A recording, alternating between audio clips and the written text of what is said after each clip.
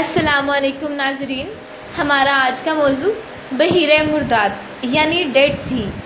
بحیرہ مرداد کو انگریزی زبان میں ڈیڈ سی کہا جاتا ہے اور یہ دنیا کی سب سے بڑی نمکین جھیل ہے اور یہ زمین پر سطح سمندر سے سب سے نچلا کام ہے جو 420 میٹر یعنی 1378 فٹ نیچے واقع ہے۔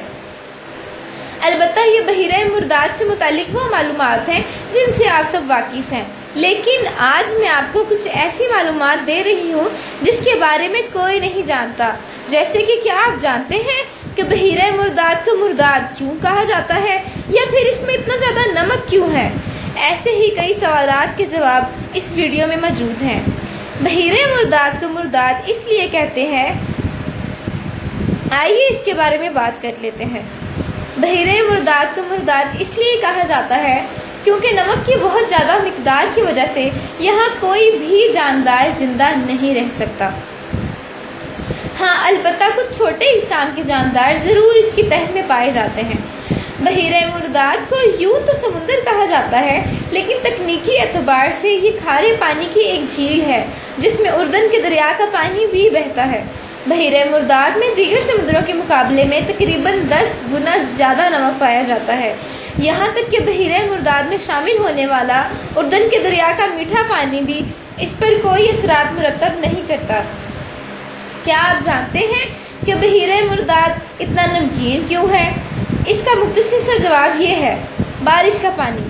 جی ہاں، بارش کا پانی تیزابی ہوتا ہے اور گزرتے وقت کے ساتھ ساتھ چٹانوں کو توڑ دیتا ہے، اور اس سے یہ مزید تیزابی ہو جاتا ہے کیونکہ اس میں سوڈیم اور کلورائڈ بھی شامل ہوتا ہے جسے نمک بھی کہا جاتا ہے۔ آئیے اب بحیرہ مرداد کے موسم کی بات کرتے ہیں۔ بحیرہ مرداد کے ارد گرد کی زمین صحرائی اور بنجر ہے، یہاں تقریباً 330 دن انتہائی دھوپ رہتی ہے۔ یہاں کی ہوا میں نمی کی سطح انتہائی کم ہے اور جبکہ بارش بھی بہت کم ہوتی ہے، لیکن حیران کن بات یہ ہے کہ آپ یہاں جتنی دیر بھی رہیں گے سورج کی شعاعیں آپ کو متاثر نہیں کریں گی۔ آئیے اب اس بارے میں بات کرتے ہیں کہ بحیرہ مرداد میں انسان آخر ڈوبتا کیوں نہیں ہے۔